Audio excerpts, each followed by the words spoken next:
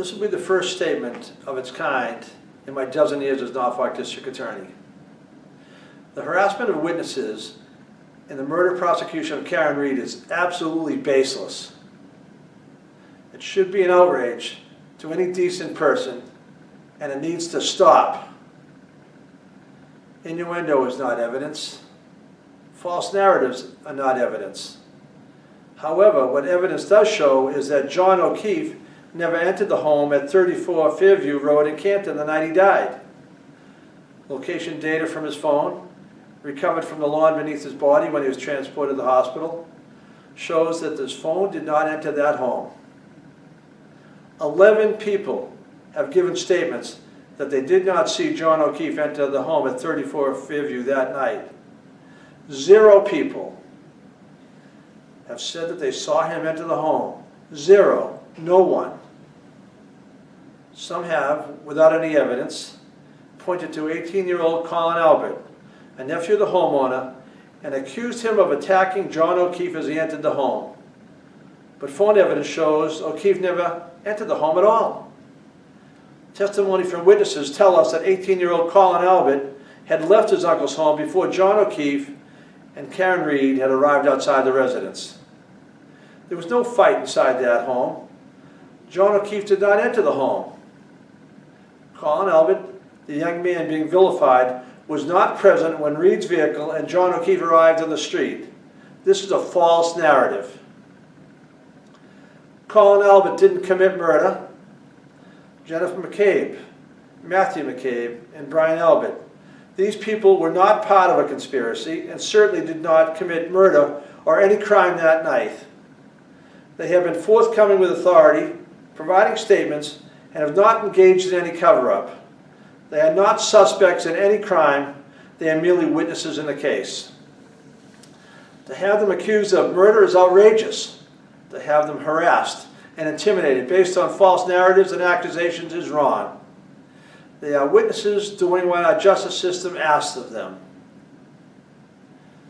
The autopsy of John O'Keefe was conducted by a forensic pathologist from the Office of the Chief Medical Examiner. The doctor found that the injuries that left John helpless in the cold were not a result of a fight. She further found that the line of abrasions on his arm was consistent with blunt trauma, not an animal attack. A grand jury of everyday citizens heard the documented evidence and testimony before making a decision. The subject of that murder indictment enjoys the constitutional presumption of innocence. Why should the witnesses who have committed no crime be afforded less by members of the community? They should not be harassed for telling the government what they heard or saw. I'm asking the Canton community and everyone who feels invested in this case to hear all the actual evidence at trial before assigning guilt to people who have done nothing wrong. And certainly before taking it upon yourself to harass citizens who evidence shows have done nothing in this matter but come forward and bear witness. We try people in the court and not on the internet for a reason. The internet has no rules of evidence. The internet has no punishment for perjury. And the internet does not know all the facts. Conspiracy theories are not evidence.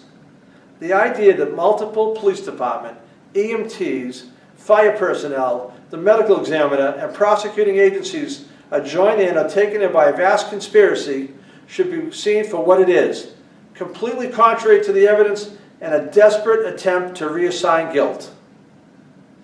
Michael Proctor, the state police trooper, being accused of planting evidence outside 34 Fairview Road, was never at Fairview Road on the day of the incident.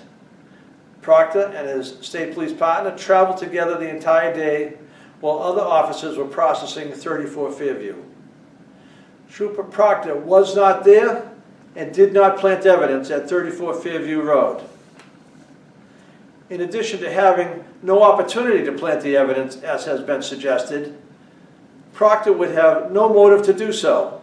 Trooper Proctor had no close personal relationship with any of the parties involved in the investigation and had no conflict. And he had no reason to step out of this investigation. Every suggestion to the contrary is a lie. This should be seen for what it is and not used as a pretext to attack and harass others. What is happening to the witnesses, some with no actual involvement in the case, is wrong. It is contrary to the American values of fairness and the constitutional value of a fair trial. It needs to stop now. I am releasing this recorded statement rather than holding a news conference because my remarks need to be so narrowly tailored to the issue at hand while the prosecution is pending in Superior Court. But the message is the same. What is happening to these innocent people, these witnesses, is wrong and it needs to stop.